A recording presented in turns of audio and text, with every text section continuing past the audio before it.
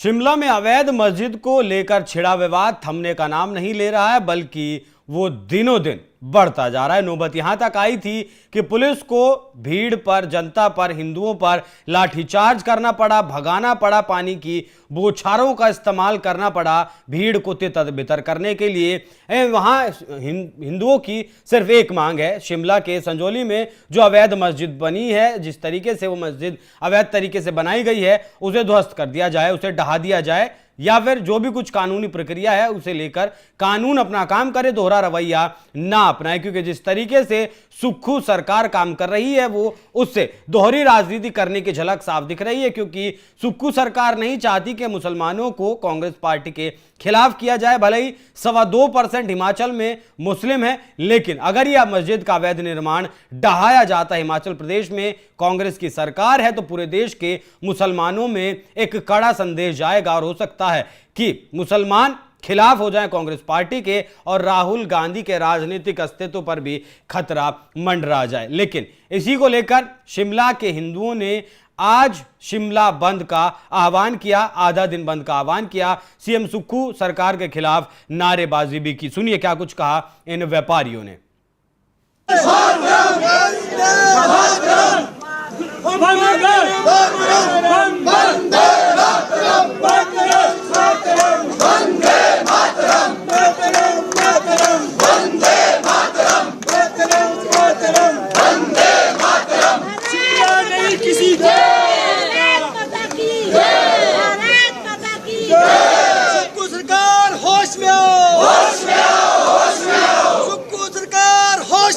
को बेहोश ये जनता बता रही, सुक्खू सरकार के खिलाफ नारेबाजी लगातार कर रही है।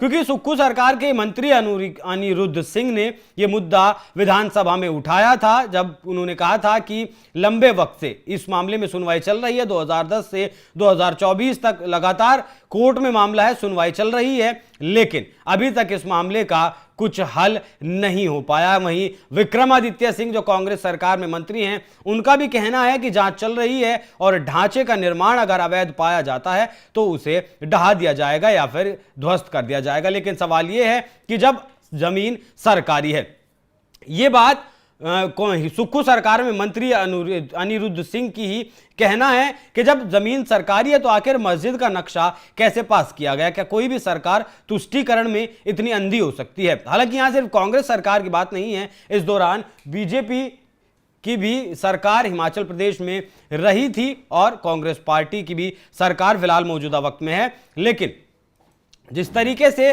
फिलहाल अब सरकार दोहरा रवैया अपना रही है, वो कहीं ना कहीं सवाल खड़े कर रहा है। क्योंकि हिंदुओं की सिर्फ एक मांग है, हालांकि ये मस्जिद लंबे वक्त से यहां है, हिंदुओं को कोई तकलीफ कभी नहीं हुई, लेकिन तकलीफ उस वक्त हुई जो पुराने लोग यहां रहते थे वो धीरे धीरे गायब होने लगे और नए लोग यहां धीरे धीरे आने लगे। एक मंजिला मस्जिद को 4 मंजिला बना दिया गया और जो भीड़ यहां आती थी नमाज पढ़ने के लिए, वो महिलाओं के साथ बदसलूकी करती थी, बदतमीजी करती थी। हालांकि कहीं भी किसी भी राज्य में, किसी भी इलाके में इन लोगों का पैर पसारने का यही एकमात्र तरीका है। जिस तरीके से उत्तराखंड में लैंड जिहाद क्या शब्द आप बार बार सुनते होंगे, अवैध मज़ारें गढ़ दी गई फॉरेस्ट लैंड में, जो जमीन जंगल की जमीन थी उसमें गढ़ दी जाती हैं और बता दिया जाता है ये किसी पीर बाबा की मज़ार है, सैकड़ों साल पुरानी है, अब ये यहीं रहेगी। हालांकि धामी सरकार ने वहां काफी कार्रवाई भी की और बहुत सारी मज़ारों को ध्वस्त भी किया। अब ठीक उसी तरीके से हिमाचल प्रदेश में भी ये लोग अपने पैर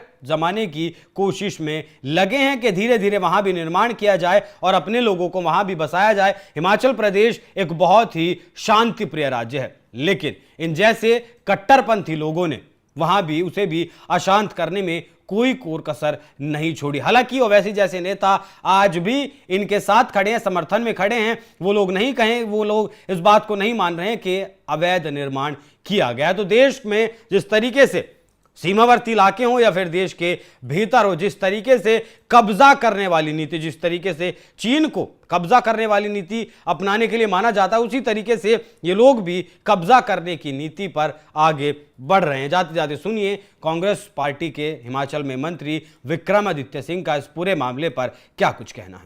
This matter has been pending for a very long period of time. जहां तक इसमें अवैध भवन के निर्माण की बात है, उस पे सरकार ने संज्ञान लिया है अगर ये अवैध पाया जाता है तो निश्चित तौर से इसको डिमोलिश किया जाएगा. What I am trying to say that this matter has been pending for a very long period of time.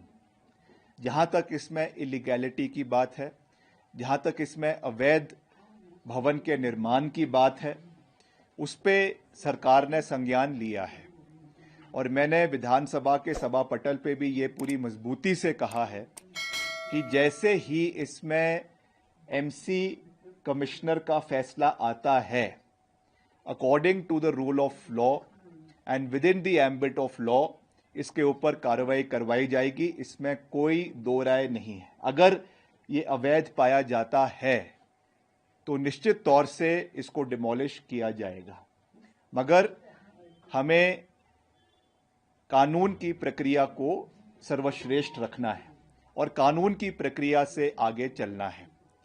और मैं आपको ये विश्वास दिलाना चाहता हूं कि हम चाहते हैं कि हिमाचल प्रदेश में शांति का माहौल बना रहे, आपसी प्यार का माहौल बना रहे. और मैं फिर से आपके सभी टीवी चैनल्स के माध्यम से, क्योंकि एक कुछ पिक्चर जो है वो राष्ट्रीय स्तर पे और प्रदेश स्तर पे पेंट करने की कोशिश करी जा रही थी, मैं आंकड़ों के साथ विद फैक्ट्स इस चीज़ को फिर से दोहरा रहा हूं और इतिहास के पन्नों में ये चीज़ बिल्कुल साफ दर्ज है कि हिमाचल प्रदेश देश का पहला राज्य था जहां पे धर्मांतरण का कानून कांग्रेस पार्टी की सरकार ने, जब वीरभद्र सिंह जी प्रदेश के मुख्यमंत्री थे, 2006 में इसको लागू किया गया था. This is a matter of fact, this is a matter of history और ये हिमाचल के इतिहास में दर्ज है. इसको कोई नहीं बदल सकता. और दूसरा, हिमाचल में सैकड़ों मंदिरों के निर्माण के लिए, पुनर्निर्माण के लिए करोड़ों रुपए कांग्रेस की सरकार ने समय समय पर सरकारों जो है मंदिरों के निर्माण के लिए दिए हैं. हमारे सेंटिमेंट्स कुछ भी हो सकते हैं. हम I am proud to be a Sanatani, I am proud to be a Hindu. और मैं तो खुद जो है वो प्रभु श्री राम का आशीर्वाद लेने के लिए 22 जनवरी को अयोध्या में मैं गया था.